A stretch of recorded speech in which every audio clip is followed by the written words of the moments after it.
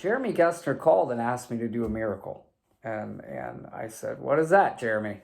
He said, I want you to share a story about what New Hope has meant to you and your family and the community. I want you to give some words of thanks and appreciation to the church. I said, great, Jeremy, what do you want? How you want me to do this? He said, just take your phone, doesn't matter how it is. And just shoot a video, share the story, give some words, about 3 minutes long. And I went, what, Jeremy? 3 minutes? Jeremy, I can't even walk to the stage in 3 minutes, bud. So some of you get that, but really, how do you compress something that was such a big part of our lives in the community and beyond in 3 minutes? So you know what? I promise you, I've done this no less than like 30 times. So I'm not going to hit that button again. It is what it is. I'm just going to share from my heart. However long it is how long it is. But congratulations on 20 years. We wanted to start a place that every time you drive in the church, I think it's still there. At the bottom of the sign, it says, come as you are, leave different. We wanted to be a place that no matter what what your background was, what your beliefs or lack thereof was, who you look like, what part of the tracks you came from, what your family history was. We wanted to be a place of radical love, that when you walked through the doors, you felt that love. Come as you are, leave different. And you know what? I can honestly say that in the years that I spent there, that is what New Hope Community Church developed a reputation for. We took a lot of hits, we took a lot of heat, we took a lot of flack, because we truly were a place, and still are, from all the wonderful stories that I continue to hear, that people can come and feel loved, and a place where they can start again, and a place that when things are darkest in their life, they can truly find light. And that's what we wanted to do. And that's what happened. Goodness gracious. Like I said, I'm not going to hit that button again. I'm just going to keep going. Really felt that there was one person I always had in mind when we started New Hope Community Church. There was one person that I always thought about when we started New Hope. And every time I would think, this is tough, this is hard, I would think of this one individual, and that's my dad. My dad was a businessman. He's successful, traveled all over the place. Many of you have heard the story, but he had an alcohol problem. And if it weren't for people that radically loved my dad when I was growing up, things would have been very different in my family and my life. And so every time I thought about a church, I thought about a group of people that would love somebody right in the place they were, just as they were. They would love them, they would accept them, they would nurture them, and eventually see some life change happen. And that's what happened with my dad. And how can you, as a teenager, when you see a radical change in somebody's life that changes your entire family forever, not want to replicate that and make that the heartbeat of your life? And truly, that is the person that I thought about. Because if it weren't for those people loving on my dad and my mom and us kids until there was change, my life would be radically different. And that's the kind of place that we set out to begin at New Hope Community Church. And when I think about Jesus and I think about the Gospels, if you don't think that the Gospels and Jesus were about as radical as it gets, then maybe we need to reopen and look a little bit more. And I know Rob teaches about this all the time. What was Jesus? Come on. Jesus was the most radical thing that could ever happen to the Old Testament, right? He was always being accused of hanging out with sinners and tax collectors and Pharisees, and he was loving them right where they were. He loved them right where they were. Come as you are, leave different. I think about the woman at the well who was caught in adultery. And it says in John chapter 8 that Jesus sat down to teach them, and the teachers of the law and the Pharisees brought in a woman caught in adultery. And they made her stand before the group. Think about that. They made her stand before the group and said to Jesus, "Teacher, this woman was caught in the act of adultery. In the law, Moses commanded us to stone such a woman. Now what do you say?"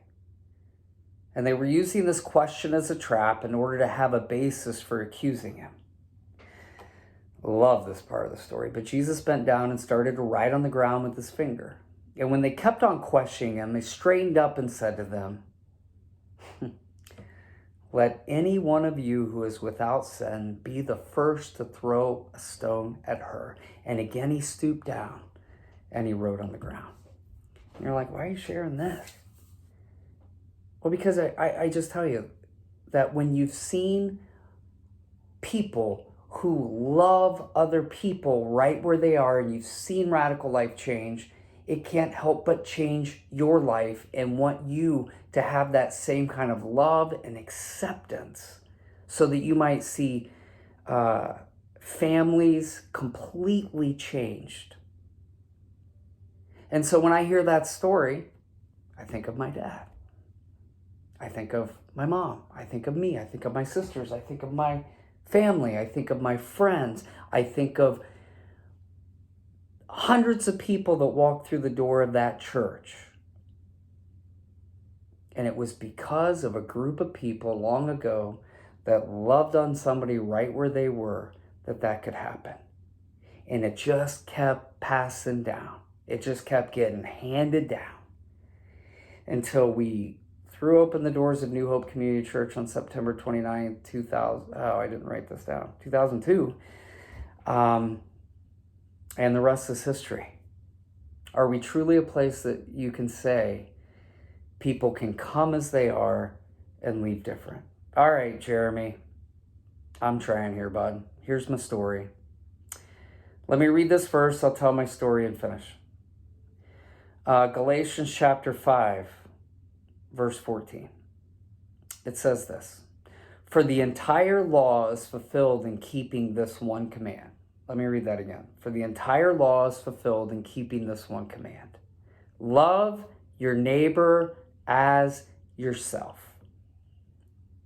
Love your neighbor as yourself.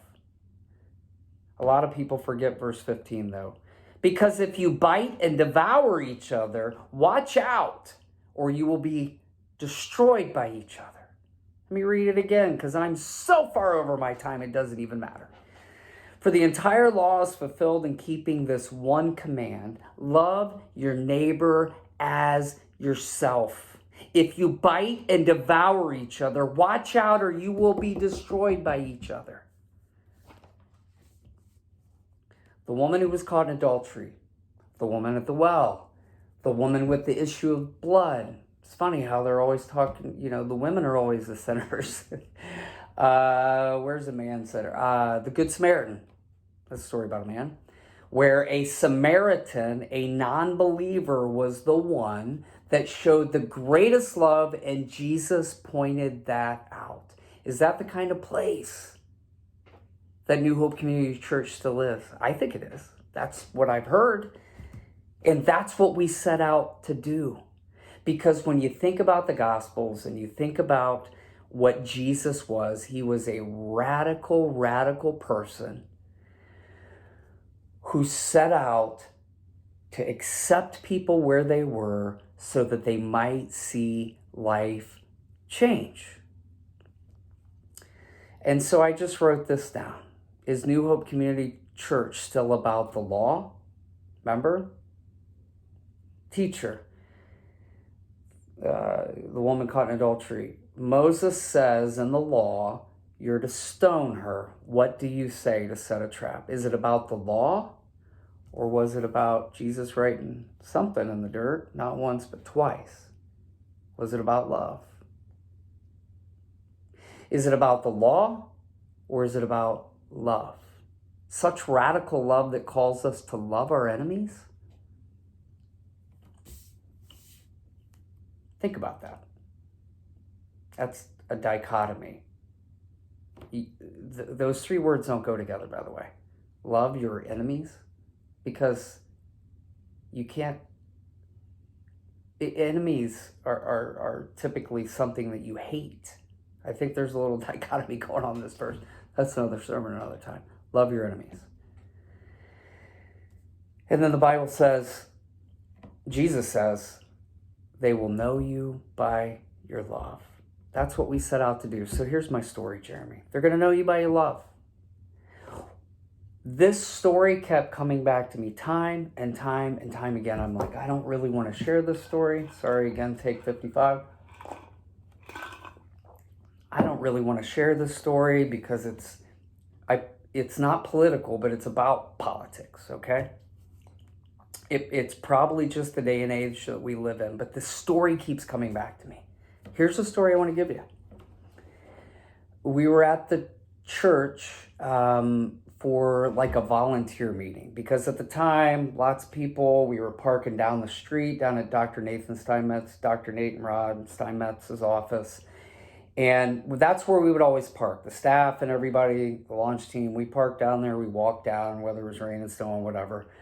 But since it was a volunteer thing and there weren't as many people at the church, I pulled in and parked right there in the main lot off South Market Street. And I had forgotten something in my truck, so I went back out right before the meeting started. And when I went outside to my truck, I haven't gotten this far in the video yet. I had to keep it and stop, but I'm not going to stop. I kept going out to my truck, or I'm sorry, I went out to my truck because I had forgotten something. And when I went out to my truck, I noticed that there was another vehicle beside me. It was a Toyota 4Runner. I'll never forget it. And here's what was crazy about it. On my truck, I had just put, because politics was starting to become a thing, we never talked about it. You know, we never had one talk in our church about politics, about who to vote for, or any of this stuff. I promise you we didn't. But it was starting to, become a thing, and I really thought through like, and I had a Bush for President sticker on the back of my truck. And I guess it would have been like 2004 or something like that. And I think that this person that pulled up next to me, I walked out there to get whatever I forgot, and she had a John Kerry for President sticker on the back of her truck, or her 4Runner. And I saw that, and I knew whose vehicle it was, and I thought, this can't be. How can this be? This is like one of the sweetest, most dear, most giving, most generous, most like if I could like list a perfect grandma that I would want to have, not that mine were awesome, but if I could have the most perfect grandmother or mother or sister or whatever in the world, it would be her. What is happening here? How in the world could she vote for a Democrat? Again, this is not political. This really is a story that kept coming back to me. So I hope it doesn't get cut out, because I'm way over time. Here's the point. I went out there and I had this Bush sticker, and I had thought about it forever. What are people going to think about it? She had a John Kerry sticker. I had a Bush for President sign in my front yard. And I saw that, and it just cut me to the heart. I got in my truck, I drove it down to Nate Steinmetz's office down there, and I parked it because I didn't even want her to see next to me. I figured she'd already seen it. And when I got home that night, I ripped the sticker off the back of my truck. I took the sign out of my yard.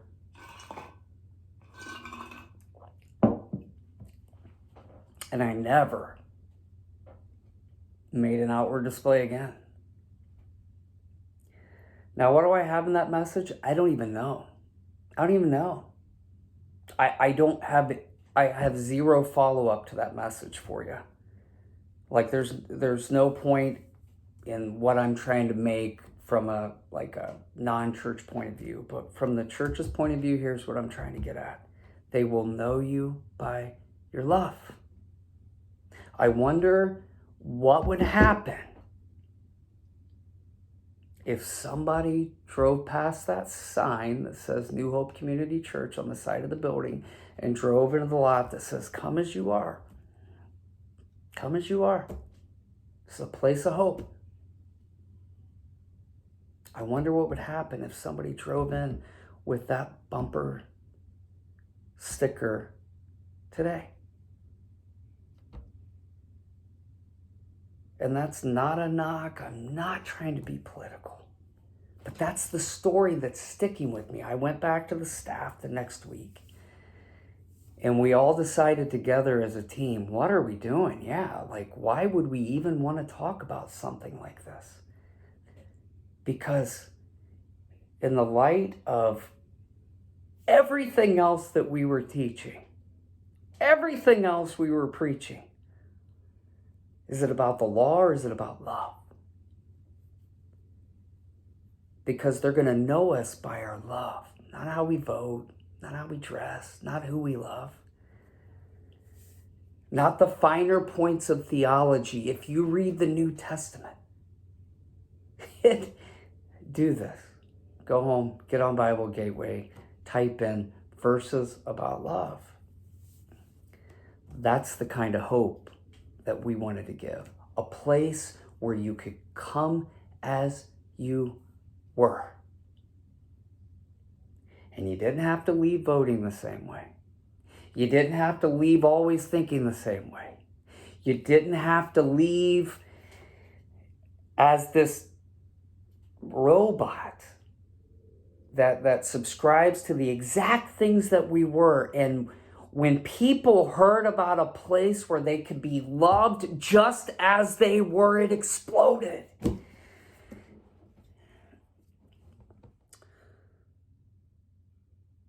So I want you to know something. Congratulations on 20 years, and I mean that with all of my heart.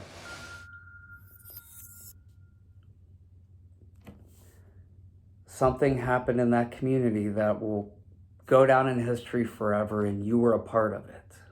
But those of you that have never seen me or ever heard my voice or wonder, who in the world is this guy? I just want you to take that story. I want you to go hug those launch team people and Berean people and Crossroads people and Jeremy and Tracy, all these. I want you to thank them. New Hope Community Church was that kind of place and is that kind of place. Right now, more than ever. It doesn't matter who you vote for. It doesn't matter, what the latest thing on Fox or CNN is. It doesn't matter what's happening. What matters is, are we a place where people can walk in and feel loved? They have tattoos, they have piercings, they have bumper stickers that are weird. Because we truly gave our lives and we truly love you to this day to be a place where my friends, my family, people like my dad could walk in. You are loved. You are loved. This is a place of love. You are loved. Because the entire law is fulfilled in keeping this one command. You want a church that goes on another 20 years? Love your neighbor as yourself. Because if you bite and devour each other, watch out, or you will be destroyed by one another. From my family to you, congratulations on 20 years. We miss you. Most importantly, we love you. Keep being a place of hope. and a place of love that brings life and healing and change at a time that we need it desperately. All right. Love you. Congratulations.